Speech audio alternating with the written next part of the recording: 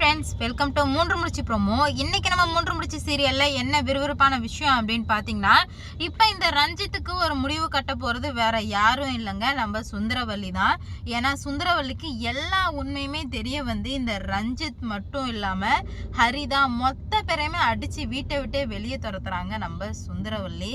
இதுக்கப்புறமா வந்து நம்ம நந்தினியையும் சூர்யாவையும் மனசார ஏற்றுக்கிறாங்க. இது எல்லாம் எப்படி நடந்துச்சு அப்படின்னு சொல்லிட்டு தாங்க இந்த வீடியோவில் பார்க்க போகிறோம். இப்போ என்ன நடக்குது அப்படின்னு பார்த்தீங்கன்னா, ஏற்கனவே பல பிரச்சனைகள் ஓடிட்டுருக்கு.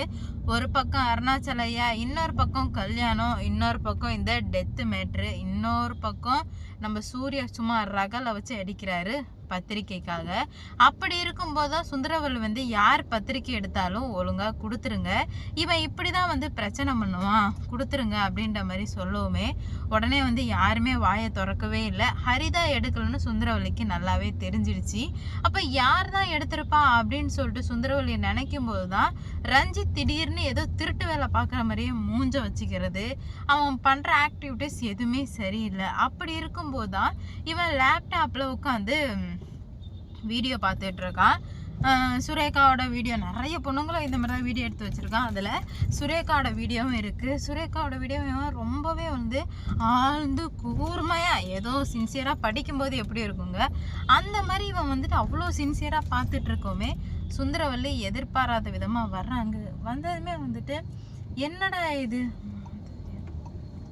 என்னடா இது இப்படி வந்து இருக்குதே அப்படின்னு சொல்லிட்டு, ஏன் ரஞ்சித் இப்படி வந்து கேவலமாக மூஞ்சி வச்சுக்கிறான், என்னத்தை பார்த்துட்டு இருக்கான் அப்படின்னு சொல்லிட்டு நம்ம சுந்தரவல்லி போய் பார்க்குறாங்க. இவன் வந்து சுந்தரவல்லி வந்ததை கவனிக்கல. அந்த அளவுக்கு வெறி பிடிச்ச நாய் அந்த வீடியோவை பார்த்துட்டு இருக்கு.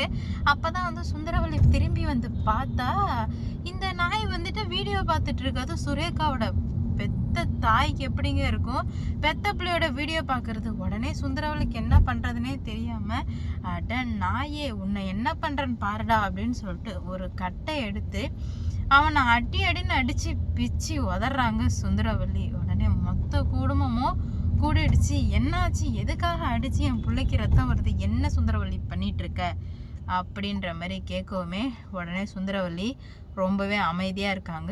ஹரிதாவுக்கு கோவம் வந்துடுது.